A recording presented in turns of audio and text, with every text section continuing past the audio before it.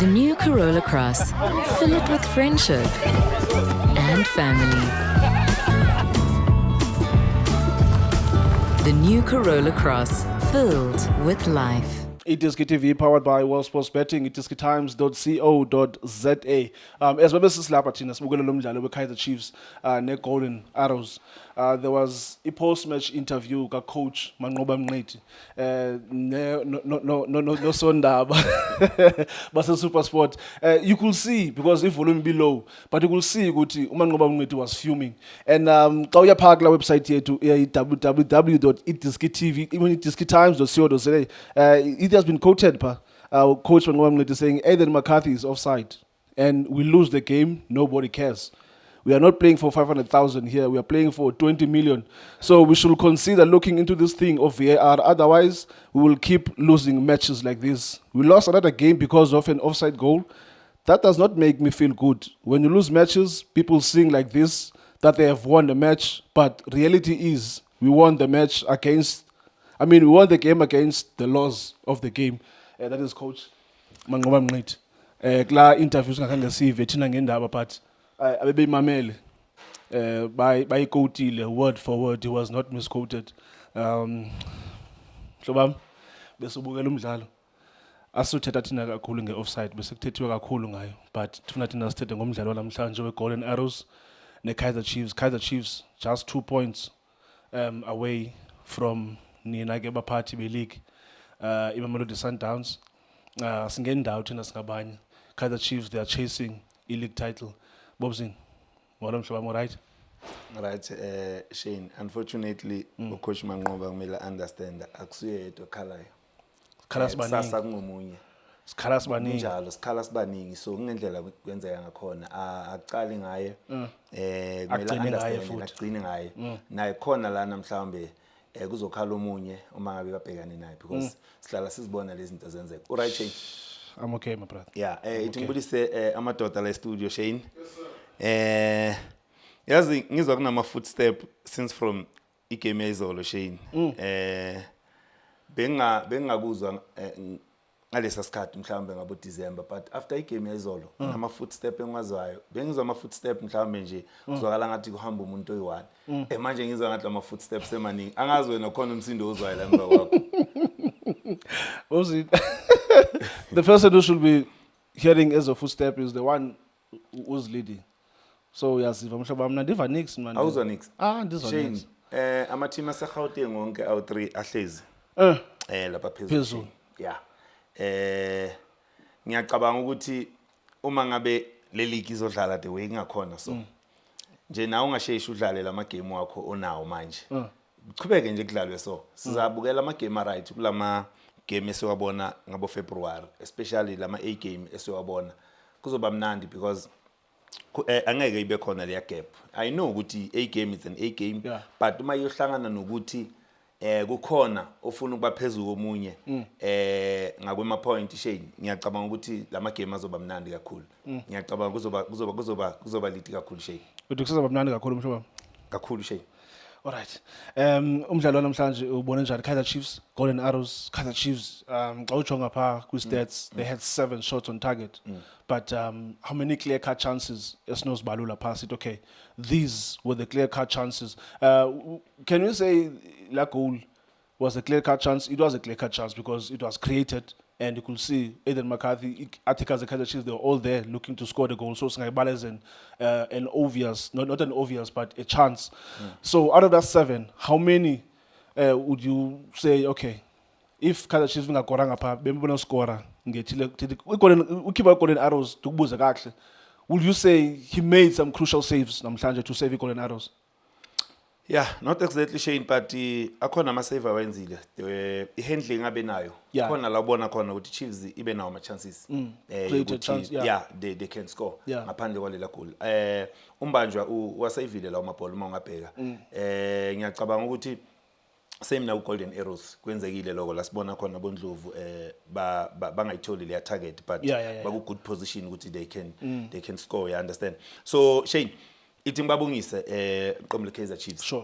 Congratulations to Kaizer Chiefs, the coaches, the players Shane. Ngiyacabanga ukuthi le 3 points baleka kakhulu for bona.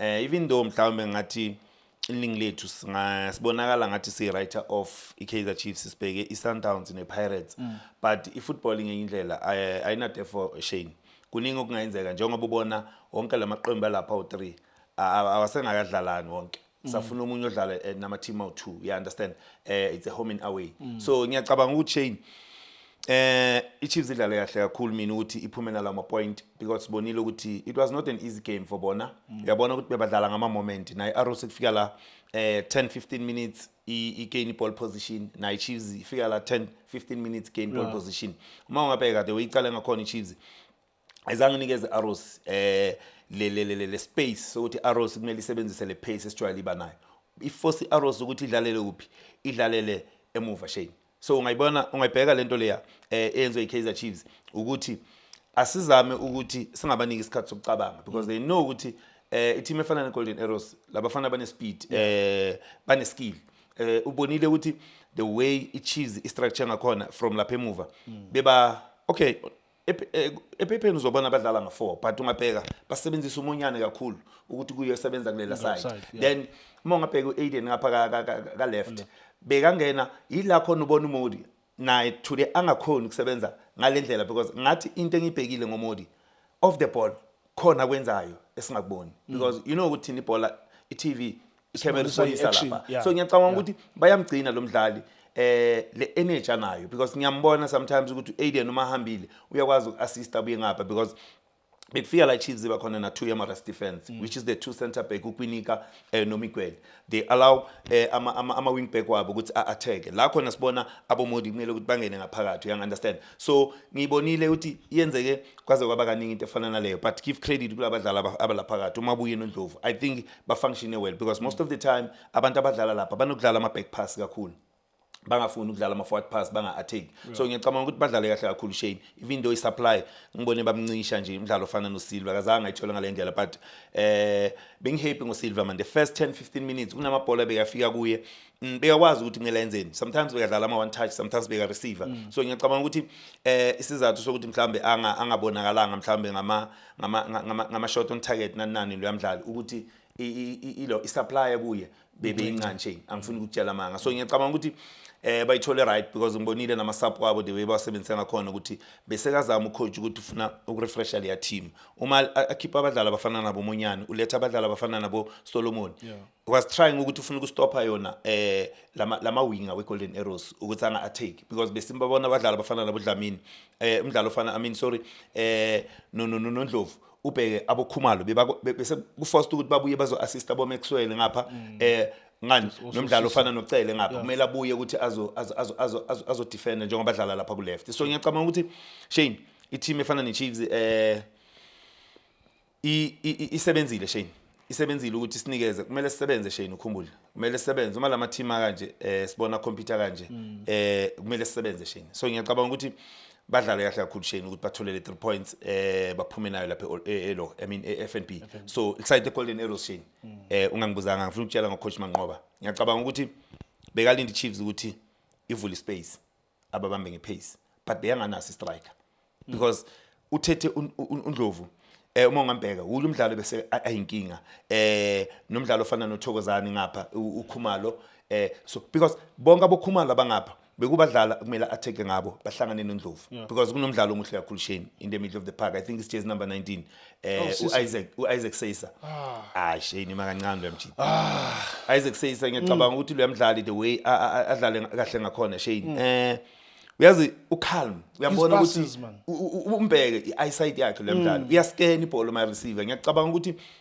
umunye umdlalo wenza iGolden Arrows ukuthi idlale ibonakala ngathi la kule spine sekho badonsena wabuya bazojoin uDlamini because bebazama ukusplitta kancane badonsena uyabuya noDlamini bese noMaxwell ungapha they allow ucele ukuthi ahambe ayo assista phambili la khona ayothola uKhumalo you understand so ngiyacabanga ukuthi nabo badlalile Shane the way badlala ngakhona because sebabona abadlali bafana nabo Gianni abo Komara lapha emuva bonke badlalile bonke nabo Mabasa ukuthi abafuni ukuthi i-team efana ne Chiefs izame ukwenza lento mhlambe becabanga ukuthi kuyenza but enye into engibhekile ngocoach Manqoba uthanda ama box entries uyawathanda bheka labadlali abafana aboKhumalo noNdlovu always uma ngabe uNdlovu akafuni ukuya direct but utry by all means ukuthi ayisayidini uzocabanga ukuthi ufuna ukuletha icross no abanayo umdlalo eboxini ufuna ukuthi mabafika lapha benza ama box entries bakwazi ukuthi mabenza lo ma box entries yila abafuna khona uyazi ukuthi umdlalo ngasase boxini uyabusa Shane anything can happen lapha eboxini so ngiyacabanga ukuthi ucoach Manqoba lento bekayibhekile ukuthi abokhumalo kumele ukuthi mababamba lama ball bavumele abocele basebenzisa lama side but bona bangene ngaphakathi for ukwenza create lawo ma chances bazi ukuthi bathola lawo ma scoring opportunities but Bobs ndingaqhawula mhlobam what do you think is happening there with the Golden Arrows because remember baqale kahle kakhulu coach Manqoba this season baqale kahle kakhulu and they are the only team eseyibethe Sundowns ndingathi in the last 3 years Sundowns ayilose kakhulu last season they lost only 2 games 1 game last season this season so far they've only lost 1 remember last season ogqibela ka coach Rulani lost only 1 game if you remember so ndingathi in the last 3 seasons Sundowns ndingathi ba lose less than 5 games so Golden Arrows is one of the teams just as bethe Sundowns so far this season but what do you think is happening because coming into this game yabona namhlanje they've had about 3 straight losses Golden Arrows if I'm not mistaken but in the last 5 games they've lost about 3 games this is a 4th loss kwi-Betway Premiership what do you think is happening ukuthi kwenzeka ntoni pha mina Shane ngicabanga ukuthi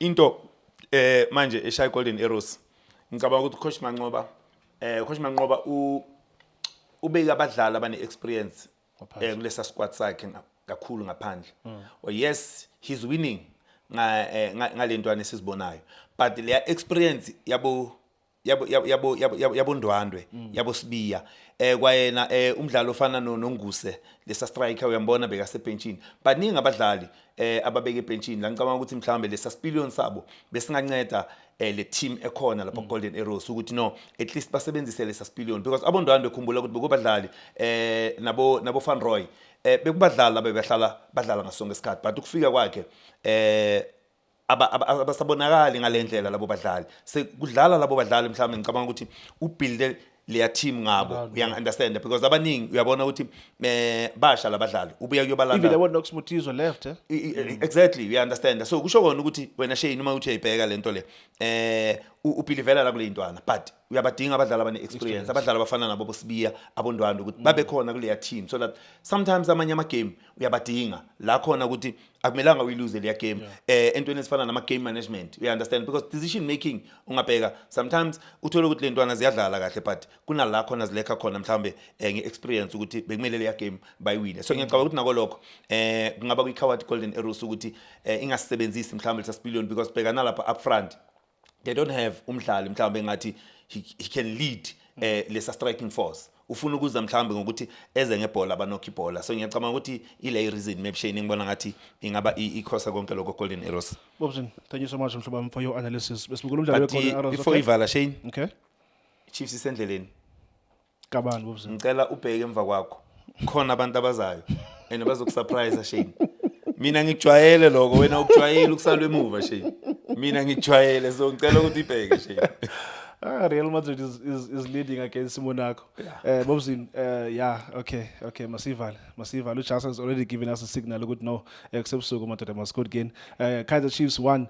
Golden Arrows nail Betway Premiership. Kaizer Chiefs move again to number 3. Good standings. But only 7 points. Orlando Pirates on second, but 28. Sundowns on first position, but 29 points. Sundowns and Chiefs, 14. Orlando Pirates against Kukune, their 13th game of the season. We'll be here, we'll cover that game. But on Friday, Sundowns are CAF Champions League, Al Hilal, Omdurman, Napage, Sudan, 8. Now, Lomjalo so cover. The Kaizer Chiefs are CAF Confed on Sunday, Zambia against Zesco. CAF Confederations Cup, an important game for Kaizer Chiefs. But we move now. Bazokwazi ukuthi bazibekele indawo ke kwi last 16 yayo ke CAF Confederations Cup. I mean last 16 or last 8 because increase almost now. Yeah. Well, namhlanje ke FNB is Kaizer Chiefs 1, Golden Arrows 0. Thank you so much for watching Itiski TV. All abafethu, this is Junior Kanye. Please subscribe to Itiski TV. This is Bongane Benedict Villagazi, they call me so. Niyazi bafethu, Amakhosi for life, they are back in winning ways. Please, siyacela ukuthi subscribe Itiski TV.